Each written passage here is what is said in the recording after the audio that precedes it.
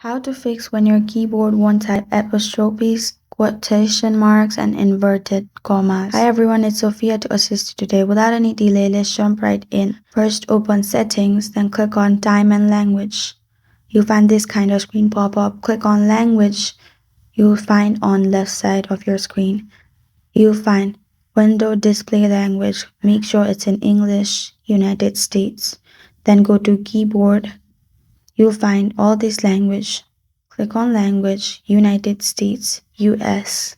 You can also browse new languages and try it.